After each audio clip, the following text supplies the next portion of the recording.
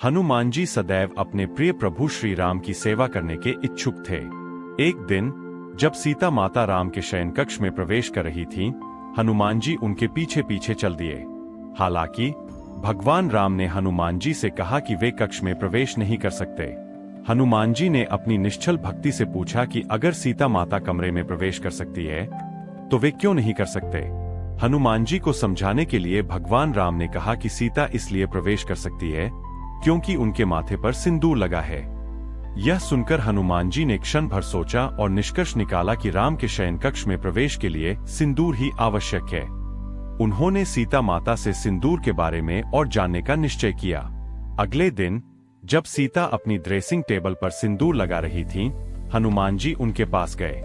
हनुमान जी को सिंदूर के बारे में पता चला। सीता माता ने हनुमान जी को अपने पुत्र के समान मानते हुए उन्हें सिंदूर का उद्देश्य और महत्व समझाया। उन्होंने उन्हें बताया कि परंपरा के अनुसार सिंदूर लगाने से उनके प्रभु भगवान राम की आयु बढ़ती है।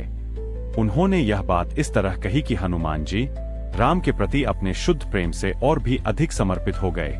हनुमान जी तुरंत बाजार की ओर दौड़े और एक दुकान पर सिंदूर बेचते हुए व्यापारी से मिले।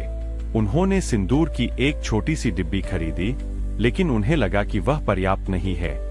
वे दुकान में गए, सिंदूर की सारी बोरियां खोली और उसे अपने पूरे शरीर पर उंडेल लिया। यहाँ तक कि उन्होंने जमीन पर लोटपोट होकर खुद को पूरी तरह सिंदूर से ढक लिया, यह सोचकर कि इससे राम की आयु बहुत बढ़ जाएगी। जब हनुमान जी महल लौटे तो राम ने उन्हें देखा और पूछा कि क्या हुआ था। सीता माता हंसने लगीं, क्योंकि उन्हें पूरा मामला समझ आ गया था। उन्होंने राम को समझाया कि हनुमान जी ने प्रेमवश सोचा था कि अगर उनके माथे पर थोड़ा सा सिंदूर लगाने से राम की आयु बढ़ सकती है, तो उनके पूरे शरीर पर सिंदूर लगाने से राम चिरंजीवी हो जाएंगे। राम की आंखें भीग गईं। वे बोले, हनुमान, तुम्हारे जैसा भक्त किसी युग में नहीं जन्म लेता। तुम्हारा प्रेम ही मेरी अमरता है। यह हनुमान जी के राम के प्रति शुद्ध और निस्वार्थ प्रेम को दर्शाता है।